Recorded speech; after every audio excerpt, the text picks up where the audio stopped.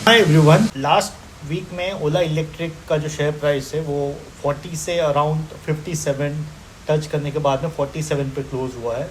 तो ये वीडियो में हम लोग अगर आप ओला इलेक्ट्रिक में इन्वेस्टर है या फिर आप इन्वेस्ट करने का सोच रहे हैं तो ओला इलेक्ट्रिक के फंडामेंटल्स को थोड़ा डीप डाइव करेंगे।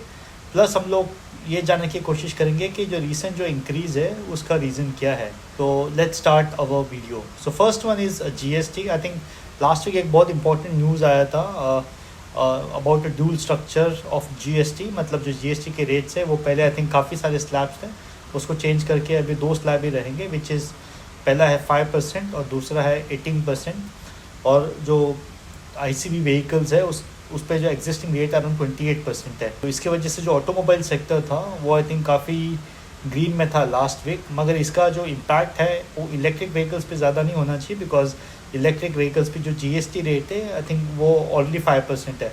तो इसका कोई मेजर इम्पैक्ट ओला इलेक्ट्रिक पे नहीं होना चाहिए। मगर क्योंकि automobile sector as a whole के लिए काफ़ी पॉजिटिव न्यूज़ है, इसलिए आई थिंक एक ये भी रीज़न था स्टॉक के बढ़ने का लास्ट वीक। फिर उसके बाद में जो रिसेंट क्वार्टर के जो रिजल्ट्स आए ओला इलेक्ट्रिक के, उस पर आई थिंक मैनेजमेंट का अगर आप कमेंट्री सुनोगे तो आई थिंक उसमें कुछ चीज़ें थी जो काफ़ी इंपॉर्टेंट उन्होंने हाईलाइट की है। नंबर वन, जो करंट ईयर का जो लास्ट क्वार्टर का जो लॉस है वो अराउंड 460 करोड़ का आया है।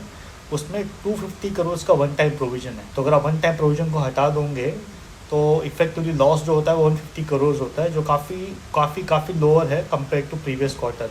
तो उसका मतलब है कि कंपनी राइट पाथ है फॉर द प्रॉफिटेबिलिटी। दूसरा, कंपनी ने ये भी बोला है कि जो पीएलआई स्कीम का जो बेनिफिट है वो उन्होंने अभी तक फैक्टरी नहीं किया है। तीसरा, कंपनी का जो इन हाउस बैटरी मैन्युफैक्चरिंग है जिसका प्लांट अभी अंडर कंस्ट्रक्शन है, और आई थिंक कुछ ब्रोकरेज के अनुसार जो नेट ग्रॉस मार्जिन इंप्रूवमेंट है कुछ 10 to 15% तक हो सकता है।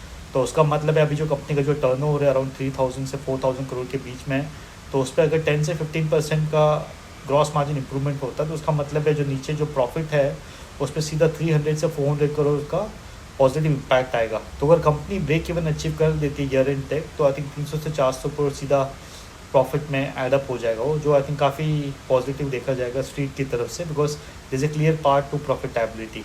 फिर मैनेजमेंट ने जो ग्रोथ आउटलुक दिया है, आई थिंक इस क्वार्टर में उन्होंने अराउंड 68,000 व्हीकल सेल की है, और ईयर एंड का जो आउटलुक है वो अराउंड 325 to 375,000 व्हीकल्स है, जो काफ़ी स्ट्रॉन्ग गाइडेंस भी बोलेंगे। आई थिंक उसका जो रीज़न है वो एक ये भी है कि कंपनी ने एक मोटरसाइकिल लॉन्च की है, रोडस्टर एंड रोडस्टर एक्स, जो अभी तक लाइव नहीं है सब जगह पे, तो which is expect to go live in next few months. तो उसके बाद में उसका अगर सेल हम लोग इनकाउंटर करेंगे, एडअप करेंगे, जो एक्सपेक्टेड अराउंड 10 to 15% होगा ईयर एंड तक, तो उसके वजह से मैनेजमेंट इज एक्सपेक्टिंग के जो सेल होगा अराउंड 375 व्हीकल्स तक हो सकता है। तो अभी तक तो सिर्फ 70,000 व्हीकल बिके हैं एक क्वार्टर में, तो अभी 3 लाख व्हीकल और बिक सकते 3 लाख व्हीकल्स और बिक सकते हैं नेक्स्ट 3 क्वार्टर्स में, जो काफ़ी स्ट्रॉन्ग रेवेन्यू गाइडेंस भी है।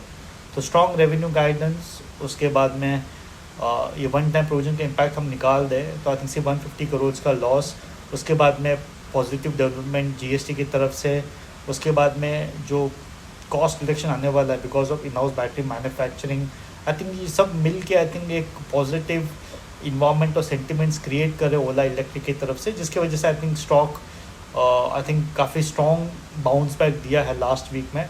चार्ट्स पे भी अगर आप देखेंगे तो आई थिंक ऐसा लगता है कि मंथली चार्ट पे पॉसिबल है कि इस बार रिवर्सल हो जाए, सो वो भी एक पॉजिटिव लग रहा है। तो आई थिंक अभी अगर हम फाइनल वर्डिक्ट के बारे में सोचें कि क्या ओला इलेक्ट्रिक लेना चाहिए या बेचना चाहिए, आई थिंक सी अगेन मैं कोई फाइनेंशियल एडवाइज़र नहीं हूँ तो मैं एडवाइज़ नहीं कर सकता आपको, मगर फंडामेंटली ऐसा लग रहा है कि जो भी नेगेटिव्स थे वो मोस्टली फैक्टर्ड इन है। अभी यहाँ से खोने को ज़्यादा कुछ है नहीं ओला इलेक्ट्रिक में। तो अगर आप ईवी सेक्टर में बिलीव करते हो और आपको लगता है कि इलेक्ट्रिक व्हीकल का जो सेक्टर है उसमें काफ़ी स्ट्रॉन्ग ग्रोथ हो सकती है, तो ये शायद ये स्टॉक आपके लिए हो सकता है। बट जनरली अगर सिर्फ मैं अपना पर्सनल व्यू से पूछूँ तो I think I will not, मैं इसमें इंटरेस्टेड नहीं हूँ, बिकॉज काफ़ी और अपॉर्चुनिटीज़ भी मार्केट में।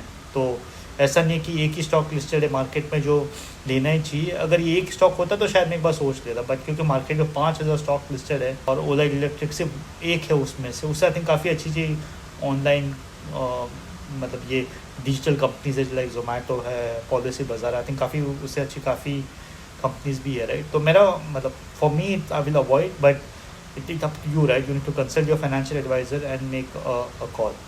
थैंक यू, आई होप आपको ये वीडियो पसंद आया होगा and please do like and subscribe.